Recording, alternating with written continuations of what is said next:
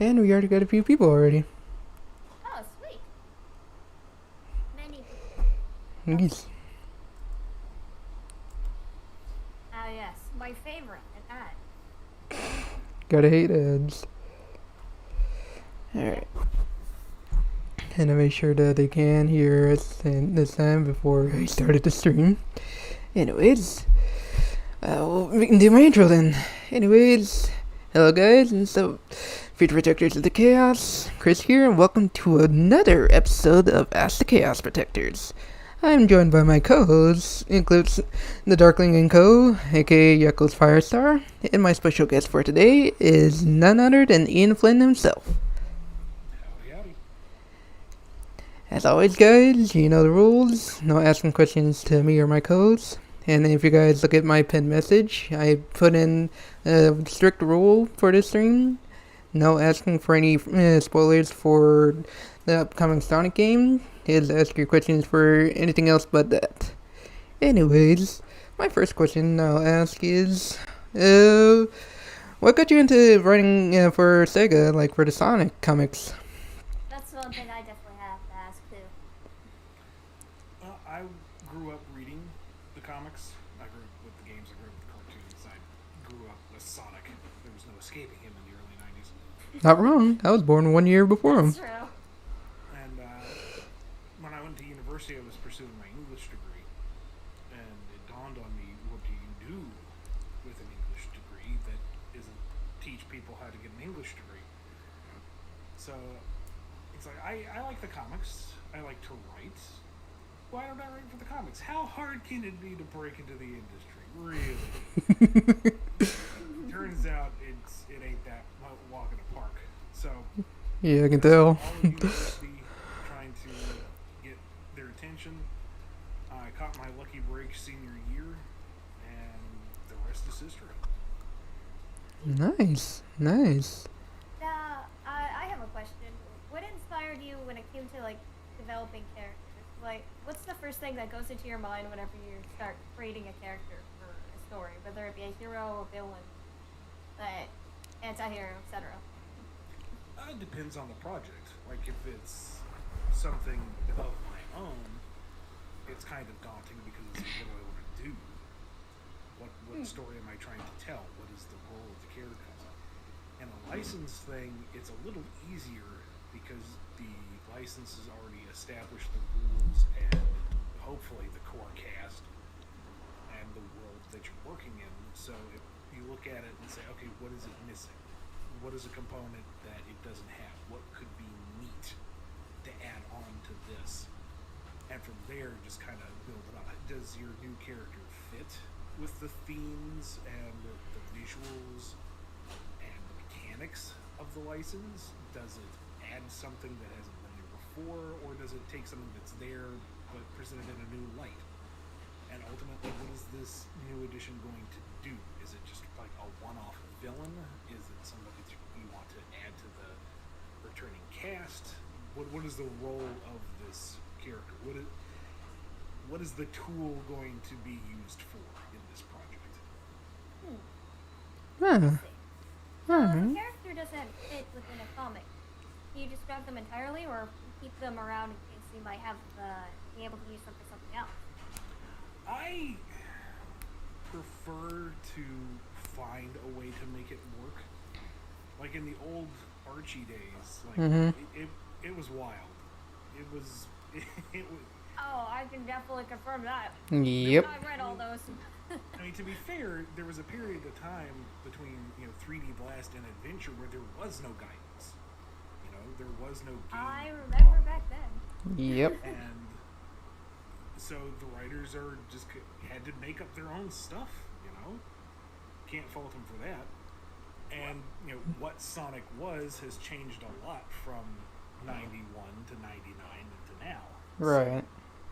Staying on brand is not necessarily an easy thing to do, especially when the very concept of a tie-in book having any kind of longevity was not really a thing at that point. It's Sonic the frickin' Hedgehog. This will last 20 issues, and then we'll move on. And instead, it ran forever because it's Sonic. That's what it does. Yeah. Alright. All sorts of wild and wacky stuff got in there. And when I came onto the book, I wanted to bring it closer to the game material so that more Sonic fans would feel at home there.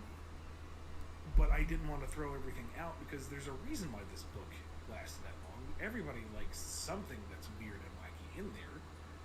Why throw it out just in the name of continuity or branding? Yeah. So what I tried to do was find ways to make things fit together and make it feel more Sonic-y. Like, one example is back in the day, there were a bajillion green Chaos Bots. Hmm? And that bugged the crap out of me, because no, there's 7 and they have these colors. And so, devoted a whole story to changing it so that it was just the 7, but at the same time made a point of showing off, okay, well, in this story they showed off red Chaos Emeralds, so we'll say it came from that planet. And since we have the idea of there being other emeralds on other planets, let's go back and look at the other crazy alien races that were introduced way back in the day and give them a tip of the hat and say, yeah, we remember this, we acknowledge that it's part of the continuity, and we're going to be moving closer to what's recognizably Sonic, but we're going to still try to honor what came before. Yeah, because I know quite a lot of the alien races back in the day. Some of them have very complicated names. I know there's this one girl, keep forgetting her name. I think they were called like the Pendulum or something. They were a weird thing. I mean, you had an alien conqueror named Kareem of Wheat. It's like, oi. Oi, that guy was weird. Let's not even talk about the dude who would collect people and put them in hamster balls. Wait, what? Yeah, there's that dude. I think it was like called the Collector or something.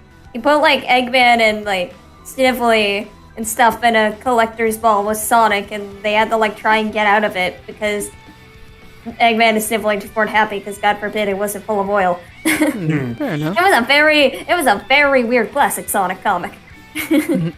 Here's an interesting question, a very good one. What was the very first comic you ever wrote? Professionally? Both. Yeah. Let's go with both. That was See You Later Chow, the small 2-parter, which was also, I think, the first thing that Tracy Yardley drew. And it was kind of our tryout story. And it didn't see the light of day until I don't remember when. But it was not the first thing that was published. First thing that published was Birthday Bash. Oh, nice. I love Birthday Bash. Birthday Bash was a good time. The first few issues I worked on were kind of editorially driven, but that's okay because this was my first professional gig. I didn't know what I was doing, really. So Birthday Bash was kind of built on the premise of, let's take Evil Sonic and actually make him cool. Yeah. Well, I mean, you did it successfully. Yep. That was a group effort. That was spearheaded by then editor Mike Pellerito. Patrick Spaziante did the redesign. And then it came to me. It's like, okay, here's all the pieces. Fit them together. Make a story. Make this make sense. And say, okay. Oh. Nice. Even as a group, you all did amazing. Because even as a driven story where you guys were still not entirely sure, because it was still a new thing for you.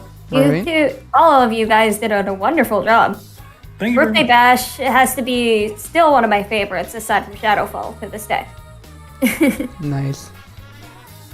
I think one of my other favorites obviously has to be like the Prison Break, which I forget that one. His name is my memory with names is terrible. And I think there's the odd other few, but even then I don't remember the names of the comics, so. No worries. Alright. My memory is the equivalent of Shadow the Hedgehog when it comes to names, so. Alright, someone that asked, what is your favorite comic you ever made? What was the favorite, you know what I mean? What was your favorite comic that you ever made in your career? Favoritist ever? Yeah, like the one that you enjoyed working on the most. I think the one that is like stand out by itself, single issue, was the extra length Michelangelo story I got to do for IDW's Ninja Turtles. Nice. I haven't gotten to see a lot of the Ninja Turtle comics yet. That one, because Mikey is my boy. Mikey was always my favorite. And Funnily enough, Mike is also my favorite too. I've named a few turtles after him. well, there you go. You have excellent taste. And Mikey was at a very emotionally raw point in the continuity at that point. And I got the opportunity to address it and move it forward. And it was a thrill to see later books, use that as a plot point and move forward. It's like, I contributed to the Turtles mythos. Yeah. 10, 15 years of Sonic continuity, that's fine. Ninja Turtles! Hey, it's like me where I love Sonic and all of that stuff. But the moment you put me in anything Dragon Quest related, I am on ball with that immediately. There's not even a second question about it. Alright, let's see. Okay, here's my question from me. You said you worked on writing some of the stories for the Ninja Turtles for the IDW comics. Did you write any other ones besides Sonic and TMNT? Yeah, you can actually see my whole portfolio. Let's try that again with more enunciation. Take it out. My whole portfolio over at bumbleking.com. So I've got listings for all the comics I've done for Archie, Dark Horse, DC, some of the small and indie stuff, the very, very limited television streaming I've written for, some of the game stuff that I've done. Nice. And that will be updated as I can talk about stuff, because there's things I'm working on, and they're cool, but I can't talk about it. Right. Yeah. I can feel you on that. I mean, I'm making my own Sonic dimension. Well, I guess it's not even a Sonic dimension. It's a literal every fandom dimension. And I've been doing a YouTube series on it, and there's some things that even I can't speak about because I'm like, they'll all know if I do. I can't afford that. Also, if you guys want to check that out, his website is in the description. You guys can check it out there. Anyways, let's see. There was a good question from System 509. Yes. Is there a fictional character in other forms of media that just screams Dr. Starline energy to you? Like anyone who reminds you of Starline? That's a good one. And to add to that question, when you were designing him, coming up with the character of Starline, was there any other ideas you had when it came to him aside from being a fanboy to Eggman? To the first half of that, I can't immediately think of anyone. And that's partly because I feel like Starline was built to be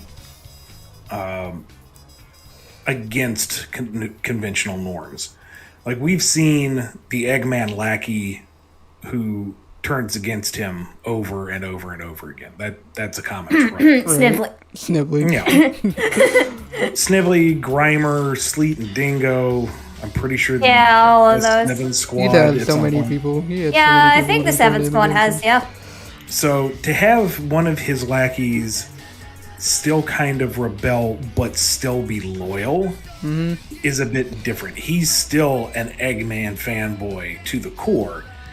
It's just he's taking it in a different direction. And I can't think of anything that quite goes that route. If somebody else does, please, by all means, shout it out. But as for development, he was always part of a larger scope, which is where we're getting to finally with Imposter Syndrome. Right. Where he, Surge, and Kip were all based off of the old glitch characters that were all the rage back in the day. Wait, glitch characters? Like Yeah. Glitch the Yeah, Hedgehog? Starline was. I think his name was inspired off of a glitch from that same era. Isn't that correct? Yep. So the most famous of them would be Ashura, where if you the debug code in Sonic 2, and I think the easiest way to do it was like spawn a ton of waterfalls in Green Hill Zone. Right. It messed up the color palette, and Sonic would turn green and have these black markings on him. And the first person to kind of find that and adopt it turned it into a whole fan character, and like Ashura was kind of semi-embraced by the online fandom for a while. Wait, does And it that also- mean he's actually kind of canon? Like in the whole Sonic thing? Inspired by, but you know, I wouldn't want to take Ashura from the creators. That they did the Yeah. work. Fair That's enough. their baby. But so everybody started looking for glitch characters and recoloring sprites and all that. Right. Starline himself is based off of a palette corruption from Knuckles Chaotix, where if you hack it and you want to try to load Tails' data, Right. it messes up the palette and Knuckles comes out as white with red gloves and all sorts of funny colors. And the conventional name for that was Wechina, kind of short for White Echidna. But the character select entry was a line of asterisks, or a star line, if you will. Oh. Ah. Okay. So- Okay. That's where the core inspiration for the design came from. And early on, we were like, well, we kind of want it to be another Echidna as an homage to what's come before. You know, Sonic the Comic had Dr. Zachary, an evil white Echidna. The Archie books had Dr. Finitivus, an evil white Echidna. So hey, let's go for 3 evil white Echidnas. And Sega said no. And no, we don't want another Dr. Fenitiva situation. No. Anyways. Ooh. Oh my god. Someone asks, which Archie Sonic comic issue are you most proud of? Hello? Uh-oh. Oh. Give him a second. Oh, There he is. my trouble? Yep, for some reason it dropped out on me. That's great. It's okay. It happens to the best of us. Right? So, favorite Archie Sonic? Comic that Issue. you're most proud of. Yeah, the comic book you're the most proud of. I have to pick one? Either one of them. You can pick as many as you need to. Yeah. Can I say the whole thing? Because I'm kind of proud of the fact that I got to do it at all. Yeah, there you go. I mean, some came out better than others, sure, but Right. I don't know. All of them have something to them where it's like, there was some hurdle we had to overcome with it, or something about it came together very nicely. It's like, yeah, I like that. I'm proud of that. That was good. Alright. Well, here's one question I want to ask about a character, because I don't think it'll probably ever get answered because he's stuck in Archie Purgatory. But this is something I've been curious about for a long time. If Eclipse were to continue into the Archie comics, especially considering this one phrase that he said in this one part of the issue, is it possible that he actually had psychic abilities, but we didn't actually get to fully see it because he didn't get to fully show himself out there? Not psychic so much as he and Shadow are both black arms in their genetics, and so they have a kind of telepathic hive mind connection. Oh, okay. Okay. The reason why I was asking that is because he says, well, is this a psychic lingering attack? So I'm like, does he have psychic powers? It's the thinking at the time was, you know, Black Doom and to an extent Black Dirge were the queen bee, so to speak, of the Black Arms. Yeah. They were the consciousness. And then all the other Black Arms were just kind of extensions of that will. And Eclipse was kind of unique in that he was sentient and sapient and fully on his own, kind of Yeah. like Shadow. So it's one thing to, you know, send your thoughts and your intentions to a meat puppet, but it's another thing to mess with them on a equal level, a mind actually interacting with a mind, and that's where that line kind of comes from. Oh, okay. All right. That makes more sense. Okay, thank you. Here's an interesting question. Yeah, what villain that you came up with? Wait, what? Stanzo, can you rephrase that? It's hard. I don't really get what you mean by that. But speaking of villains, like when it came to the Archie comic villains, like Nuggets and Mammoth, like what did you? Darn it, I'm trying to think of it. Like, what made you think of the idea of those characters? Like the story behind them. You mean, where did the connection come from? Or? Yeah, yeah. Well, that was me just trying to find ways of tightening things up and building on what was there. Right. Like, we had some talk of the Forgotten Wars involving the Ancient Order of Ixis, but, like, that's it. Ixis is a name I have not heard in a long time. And Mogul was supposed to be... almost as long as I haven't heard the name Wendy. Mm-hmm. Wendy Mogul was supposed to be this, ancient evil and big mover and shaker across the centuries, so it's like, well, why not pair the two up? Have Mogul be the one who founded the Order of Ixis. Actually tie it together and build on that continuity rather than just have it being like little floating factoids that don't do anything. Yeah. Mm-hmm. If you were to have a chance to like redesign characters similar to some of your old characters in the Archie comics, but not make them entirely the same, would you take that opportunity? Not saying you would exactly write the exact same characters or copy their old design completely, but if you were able to make a new character inspired off of an old design, would you possibly do that? Maybe. It depends on what did that old character bring to the table, and is that something that we need to do again in IDW Sonic? Were there ideas that weren't explored? Can we do it in a different direction? Well, say you just like the design of said character, but you're going to make an entirely new character, but you want to change up and touch up the design and make it a completely different character. No, because I feel like that would cause confusion. Like, case in point, well, there's, like, Thrash. Thrash was another kind of sprite corruption, personal gimme that I wanted in the book. And I love the design. Actually, I have a picture of Thrash on my wall. Well, there you go. I love the design Tracy did, and I thought it was neat. Would have liked to have seen it again. But if we did another Thrash-looking character, but it wasn't Thrash, and it didn't have his backstory, didn't have his motivation, it'd just be confusing to anyone who read both books, Yeah, that's true. Okay. So I just wanted to ask because I know that there are some people out there who will like the design of a character they used in the past, so they'll redesign, overhaul the old design of a character and make it into a new one. So that's what I thought I'd ask. True. Because I know there are people out there who do that.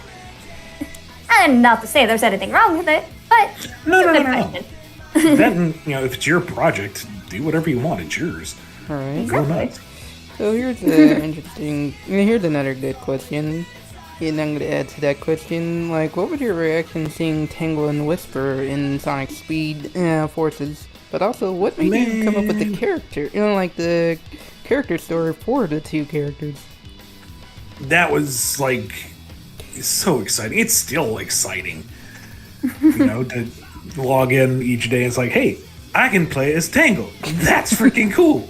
Yeah. Or here's Whisper, and they actually gave her variable Wispon. That's just it's neat.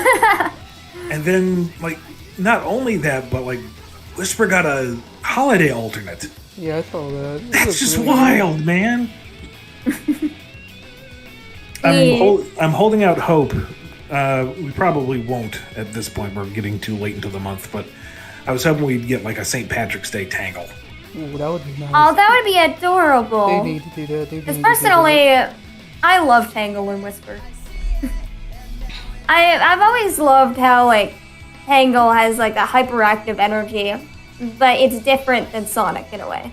Mm-hmm. But they're similar, but different in a way where you can tell that they're very much different characters with different goals and different personalities.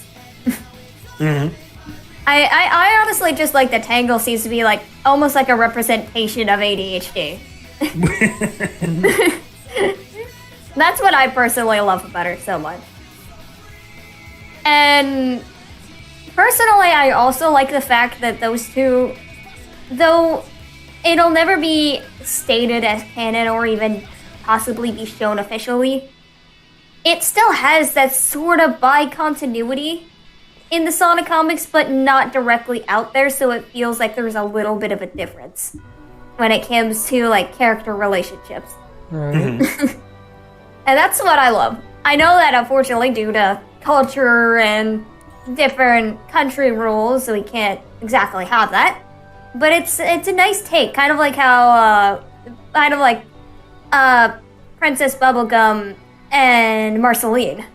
They're kind of similar to those two. Like they could be either best friends or be lovers. That's what I really like about those two. Like they bounce off each other so well that you can't even tell which. When it comes to Tingle and Whisper.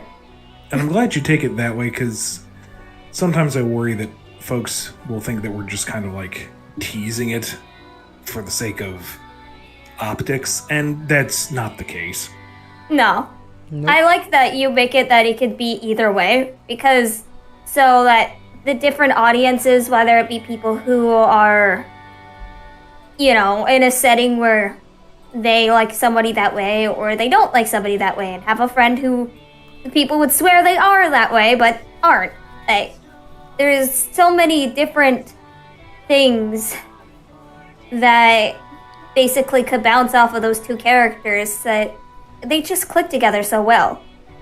The fact that those two characters were even able to have their own series together is baffling to me, because it just shows how much progress and how much love you put in those two. And plus, getting to know more of Whisper's backstory of what made her who she is now. Mm-hmm. Mm-hmm. And I really like how those two, while they're different from each other, you can tell that they're close to each other. Yep. Whisper is the quiet type. She doesn't like to speak often. She can be serious when she needs to be. And then there's basically Tingle, who's the happy-go-lucky, ADHD, lovable person, but can clearly has enough personality traits and enough of a different story and behavior to clearly not be Sonic when a lemur. Which, I love that. I really do. I just love character development in general, especially when a character can bounce off another. That's honestly key when it comes to character development for me. Nice. It's not, it's not just, what if we could do this special thing with this character, or what if we can do this cool magical thingy in the series. To me, what I find what's the most important is the character is how those two can interact and bounce off with each other.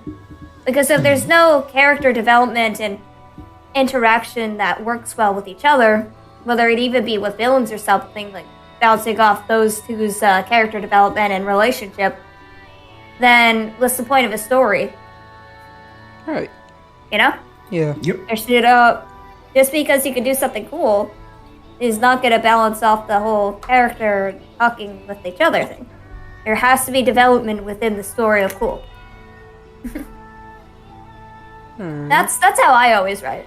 And honestly, I love that the IDW is doing that, especially with how Archie used to do it. That's what I really appreciate about it. Sorry if I rambled on for too long. Hey, as long as you're entertained. Yep. Mm-hmm. Alright. Oh yeah, there was a question like, Hold on, let me look back up. It was in regards to like bringing a character that hasn't been seen in a long time, like Sally Acorn. Like, if it's possible to make, for Sally to make it to an IDW comic appearance, what would her design be? I don't know. That will depend on the nature of how Sega wants them back. Please do not make them topless. Yeah. No. That was the no offense, but that was probably the worst design Sally ever. Nah, the design standards for female Sonic characters are they're fully clothed. That I'm sure will at least be part of it. But Right. Yeah. Beyond as that, long as I- it stays that way. The old Sally designs are. I'm not looking back at that ever again. Nope. I'm glad her design changed over the years. So glad. Ooh, so here's a good question. Who is your favorite character to write for in the comics? Aside from Sonic. Eggman is easily one of the best. You get to just be so evil, and that's fun. And nobody looks at you weird because it's like, you really think that? And it's like, oh, he's just writing Eggman. And it's like, yes, I'm just writing Eggman. It's like me. Whenever I start writing villains, they're just so fun. They're cathartic. They are. And Bean, because he's just goofy fun. Mm-hmm.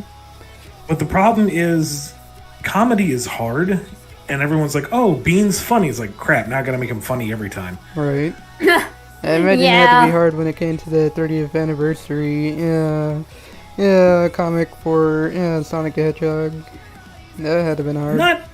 Not too bad. It was just, in that case, I made a conscious effort to kind of dial him back a little bit, because he'd gotten full fourth wall breaking Looney Tunes in the old Archie series, and it's like, let's tone that down just a little bit.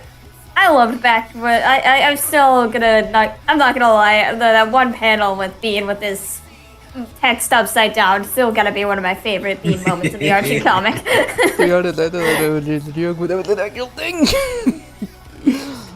Yeah, and it was great. I loved it. I got to troll my brother with that so many times. It was amazing. I was like, "Hey, buddy, read this. It's upside down." I know. Whoa. That's the point. Ooh. I Alright. do not regret growing up with the Archie comics I at don't all. think anyone does. I may have had a late start because I was obviously born in 2002 and I'm only turning 20 like this year, but that don't mean that I still haven't grown up with them. And growing up, I would be given the comics and I'd be like, yay! I would be given the Sonic Digests instead of the actual comics itself. So I had lots of Archie comics in one little thing, and it was great. And that's where, yeah, and that's actually where I saw the Bean upside down thing, and that was fun. Nice. So here's I think I used to teach my brother how to read by giving him some of those comics. Nice. someone that asked, like, which villain, wait, hold on, let me back it, look, because, my friend Sunset actually wrote, what villain do you want to break every bone in their body due to their actions? Oh, jeez.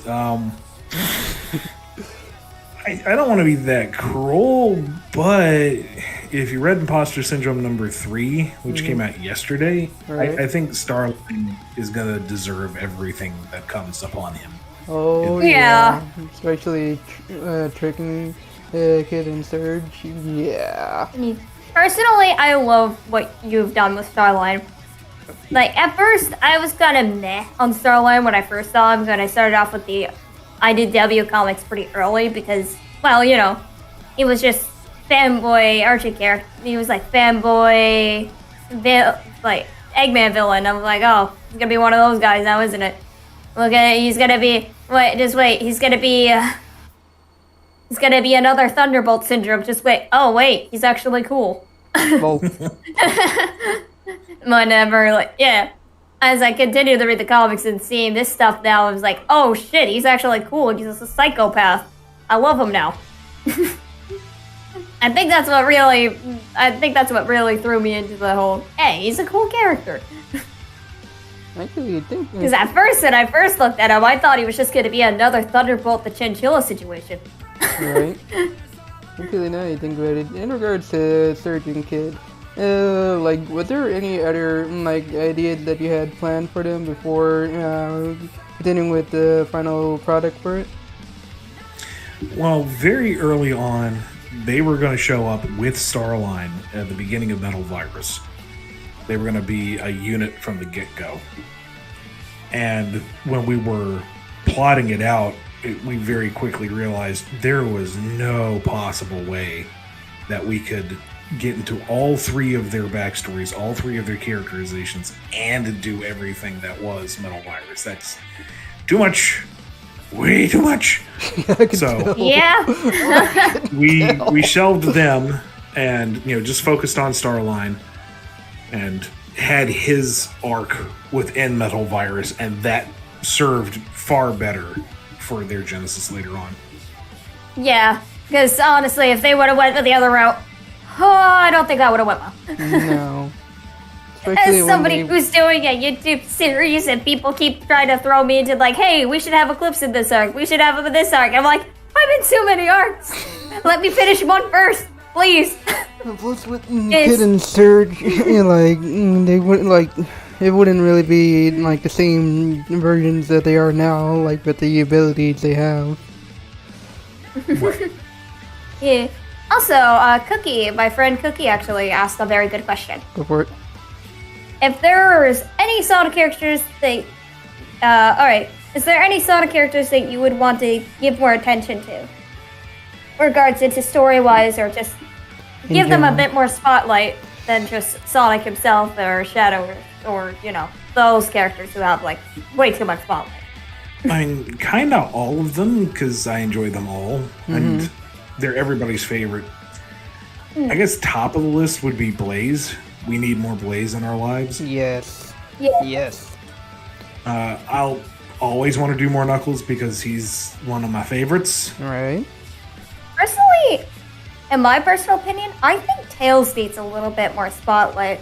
Because Tails has been kind of being kicked around as of recently. Exactly. Like, he hasn't really gotten to do much aside from be the sidekick. I mean, he got to do a lot in the Metal Virus arc, which was pretty nice. I liked that. But I feel like Tails needs a bit more spotlight when it comes to the games. Like, give him his own little mini arc comic.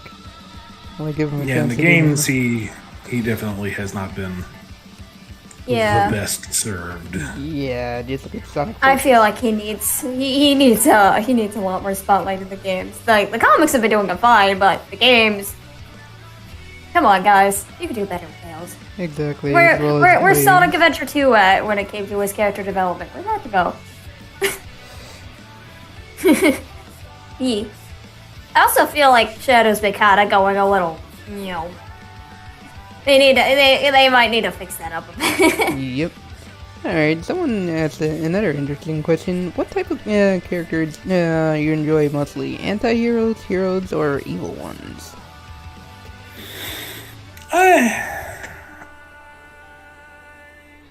I mean, probably evil, because that's just fun. But they can't exist in a vacuum. Like, right.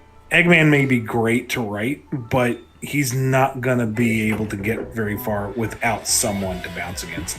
He needs Sonic to be as much fun as he is. Yeah. I can relate to that. I love playing the villains, I like playing heroes or anti-heroes. I have so much fun voicing the villains, but I absolutely love voice acting villains. They're so fun. Right. Give you more of a chance to explore their own personality itself. It's also, I feel like writing for villains is just therapeutic. Like, say you're having a bad day and you want to do something mean, just start writing a thing for a villain. There you go. You take it out on the hero, and then the hero will beat the hell out of the villain later. And there you go. Bad day solved. Aside from the in Sonic Frontiers, like, what are your predictions when it comes to the Sonic movie 2? As well as the stuff that they have planned for the movie Sonic series? I really shouldn't speculate because I do know some of what's coming. Yeah. Okay. And I don't want any of my other guesses to be True. correct. And they go, "Oh, Ian totally spoiled this a month ago." It's like, no, I didn't. I didn't know that part. No. I'm sure you're looking forward to the movie.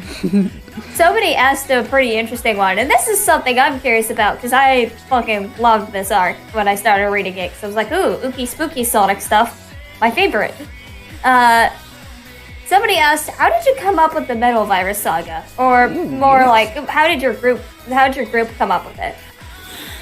So, the original idea came from the Archie days, where then editor Mike Pillarito was like, zombies are the hot thing.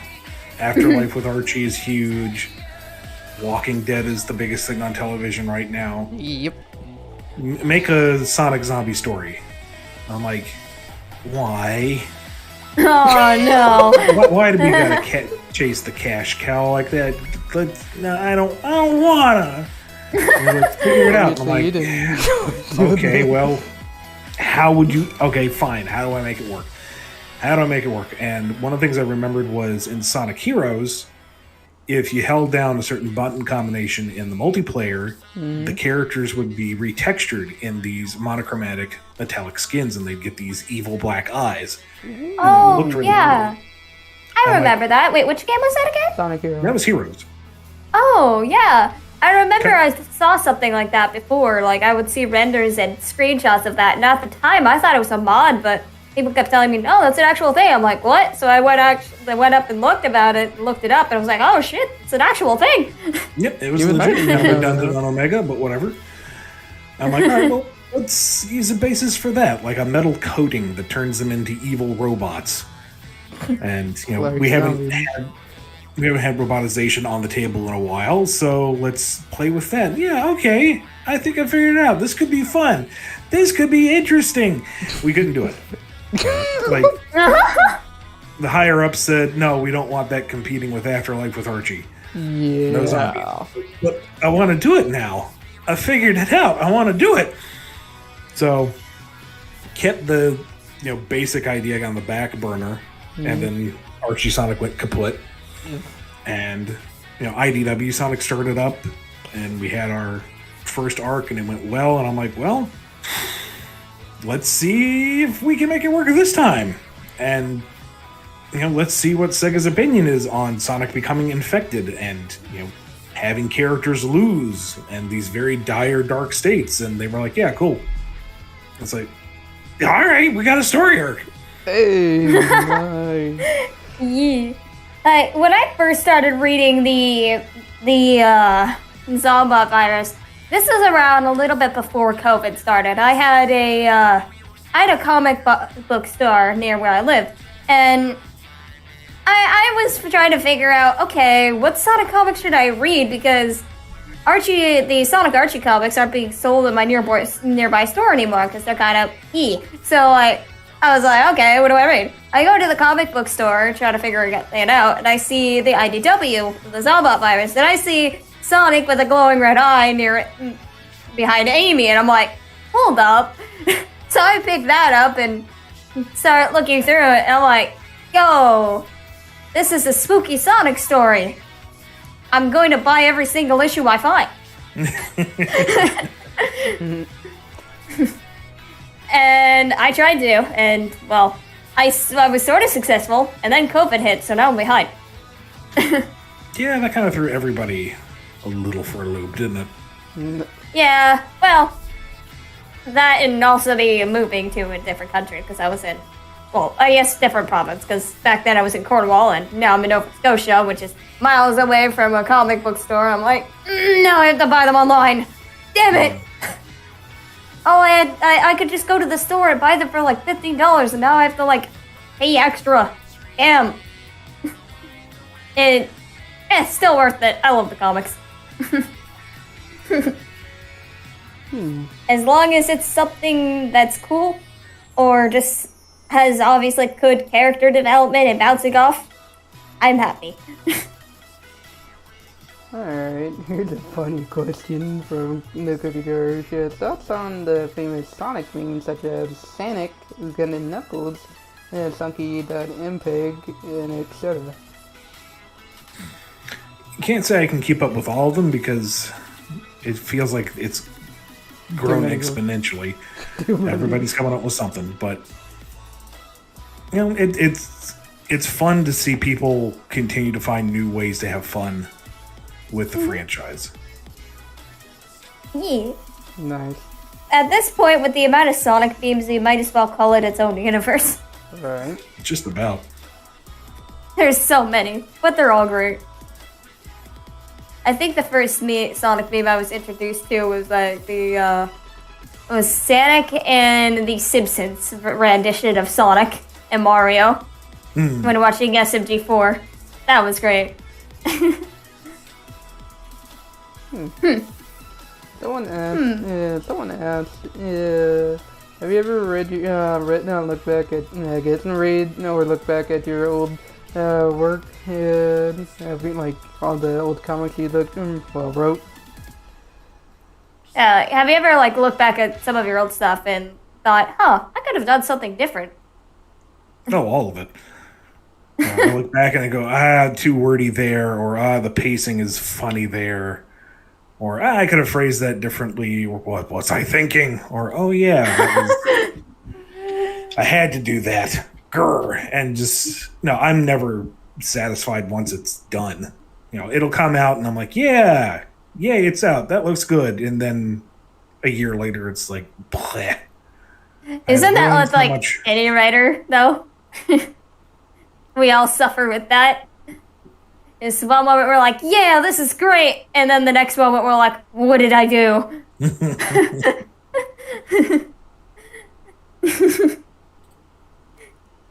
I feel like that's just any writer or artist. We all suffer with that curse. Some more than others. But, it's an artist curse.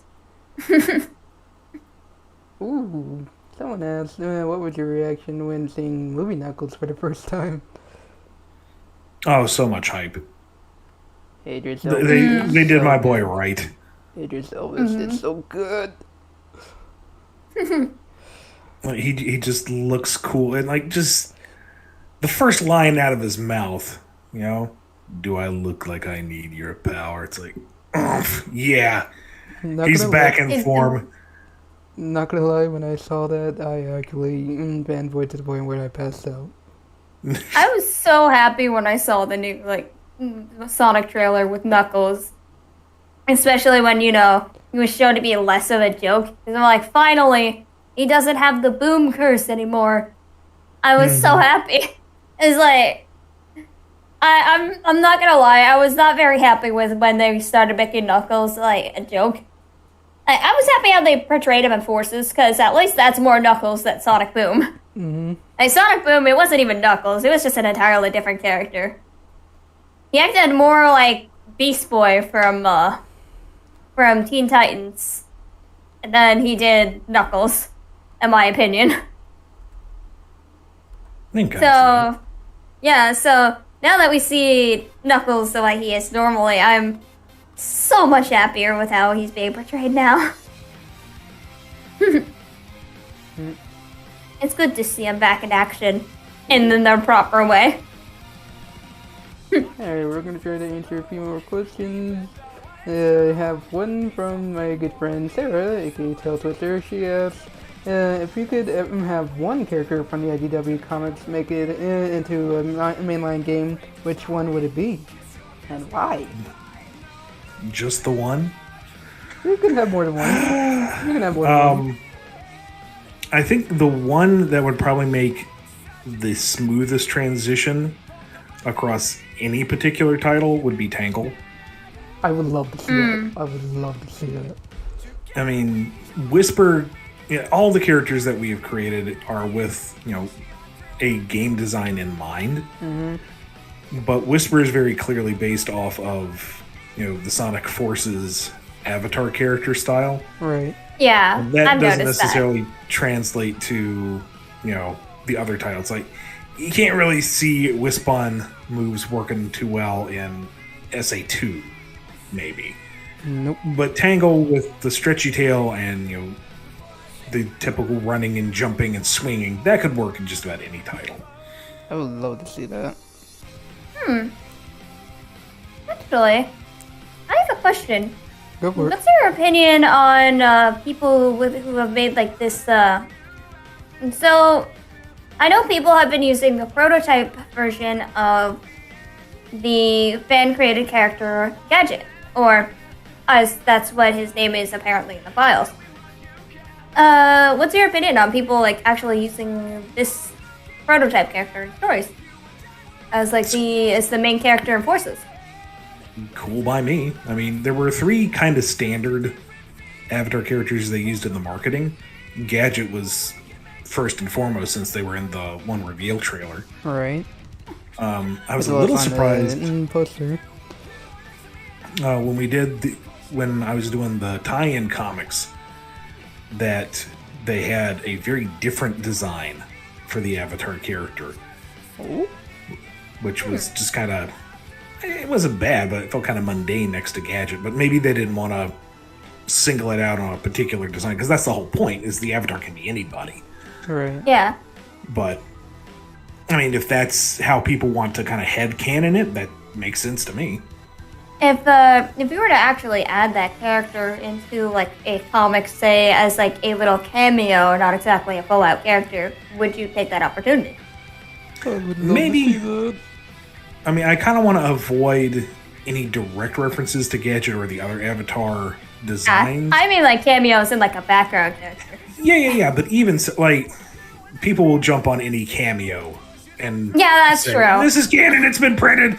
Sega approved it. Therefore, it has to be real." And it's like, calm down. Sometimes it's just for funsies. Right. Yeah, that's true. Oh god, I remember that one time when like there was like this one character that looked remotely similar to an Archie character in the background. Everyone's like, "Archie's coming back!" And I'm like, it's just a character who looks similar. They're just in the background. You can barely recognize them because they're like faded. I'm pretty sure they're just a normal hedgehog. Calm down. Ooh, okay. And it was great. I love the fandom. Alright, well, let's see, 2 more questions. I don't know if you're actually able to answer this one. Yeah, someone has any plans to write your next comic in the future? Oh yes. Alright. I will Talk love to see about it. that when it's Yep. done. Can't talk about it, but he does Can't have talk plans. about it, but we got some fun stuff coming up for you. Yes. And then, I will love to see that when it's done. Right. And this one will be the last one. From Twister, she asks, is there a possibility or any plan to bring back old characters such as the Hooligans, Team Hooligans, or Hooligans, Manic, and Sonya. yeah. Hooligans are relegated to classic Sonic for now. Okay. So there won't ever be a That modern makes more version. sense. I'm makes okay sense. with that. I actually like the classic modern split. I know it's not everybody's favorite, but I see the logic behind it, and I'm fine Yeah. with it. Actually, no. Honestly, I think it makes more sense, to be honest, because it'd be kind of weird to be like, unless it's like Eggman or something. It'd be kind of weird to see like these villains who seem to be a little bit older than Sonic still be like trying to go after him when he's older, when they probably at this point in time would probably be out doing their own thing. Right. Yeah. Yeah, I think. I mean, I we'll- wouldn't be brokenhearted if we got, a modern Fang or a modern Mighty, but at the same time, I'm fine with them being classic. Yeah, now that I think about it, like. Sony and Sonic are strictly Sonic Underground stuff, and Sega typically does not like to bring back older cartoon material. Still kind of sad that they never got to finish that. They never got to finish that story because it would have been very interesting to at least have seen the ending. I know that apparently. I have been given a little bit of leaks of how the ending was supposed to go, which honestly would have been interesting and amazing to have seen that actually fully come out. But, I'm happy with what we got. So. I do have a question in regards to how we saw like Team Hooligan and Mighty and Ray in like the Archie comics. Are they still considered like in the classic versions, or like in between the modern and classic? Oh, you mean back in the old Archie days? Yeah. Well, back then there wasn't really the modern classic distinction. Wasn't like classic back then just the past? Yeah. Okay. The whole idea of classic Sonic being a brand or a different character to some degree was just starting to come around towards the end of the run, I think. Okay. I'm not gonna lie, whenever I saw like even just a classic Team Hooligan and Mighty and Ray come back, I had like happy butterflies. I was like, oh my god, they're bringing back those boys. I remember when I was pitching the 30th anniversary story, and one of the notes back from Sega was like, this is a lot of characters. You sure you don't want to cut some? I was like, I will make it work. I will find a way to make it work. I'm getting my boys back. That's kind of like me, or like I'm rewriting all these characters from the Archie and from the UK and from the IDW, and people are like, this is like 100 or something characters that you gotta redesign and rewrite. Are you gonna be okay? And I'm sitting here like, I am determined. I will do this. This is my goal.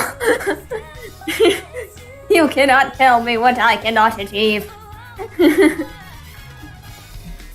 Alright. Okay, I'm gonna let this one be the last question in regards to, like, it's not more of like another comic, I guess. Cookie asks, if you had the opportunity to make a more mature version of Sonic in the comics, what would you do? I don't really know if that's necessary. I mean, I understand the desire, and we've certainly taken the story in some darker directions here and there. Right. But at the same time, these are cartoon characters. Let's not kid ourselves. This isn't like an anthro book. Right. This is a tie-in to a video game. They're cartoons. They are. I've never seen Sonic being more mature, to be honest. I like where he is. Right. I mean, you don't want to make it childish, but you do want to at least keep it within brand. And I like the idea that Sonic is accessible to everyone. And if you start making a mature audience's version, you're cutting out a huge swath of people who could enjoy and access Sonic. So, right. I think there's there a way is one to more. do it. I'm sure, but there's a way to do it. I'm sure, but it's not something that I really want to devote time and attention to. At that rate, you might as well just make something new. Alright. Actually, I did find one question that would be probably better off as our last question, because I'm sure this is something he would like to answer. Go for it. What franchise would you like to see crossover with Sonic if you had the opportunity? Well, the two that people have been asking for the most are Ninja Turtles and My Little Pony. Wait, what? Well, which one would you prefer to have a crossover with Sonic? I lean towards Ninja Turtles because that's my jam anyway. Because we've already seen too much of people having to shift Sonic and Rainbow Dash. No, thank you. On that well, that's the thing though, is I've done a little bit of My Little Pony work too, and it's a fun universe, so that could be fun too. I don't know. Ultimately, I think I have to give it to the Turtles because I want to see Sonic and Mikey chilling out with a chili dog pizza. Yes. Honestly, I would love that. Same and personally, MLP, it's it does have some bouncing off towards each other with Sonic and stuff, but we've already seen a lot of interaction between those two when it comes to actual fan stuff. We haven't seen much when it comes to Sonic and Ninja Turtles, which, coming to think about it, was very curious to me, actually. I would, if you were given that opportunity, I honestly would not mind reading a crossover like that, because that seems like it would be a very interesting thing. Same. Kind of like how Mega Man was. And you would think it'd be easy because Paramount owns Nickelodeon. They're doing the Sonic movie. You would think that would grease the gears, but I don't know. I'll just have to see. Alright, yep. Anyways, that'll be all the questions for today's episode. I hope you guys enjoyed getting to know more about Ian Flynn here and some of the stuff he has planned for the future. I hope you had fun here, Ian. Yeah, thank you for having me. No problem. I definitely had a lot of fun. And thank you, Firestar, for joining me for this one. You look forward to the next episode. I am still working on that. Yeah, who knows? You might see another familiar person. Who knows? Anyways, I'll see you guys next time in the next episode. Till then, I hope you guys have a great time. See you later.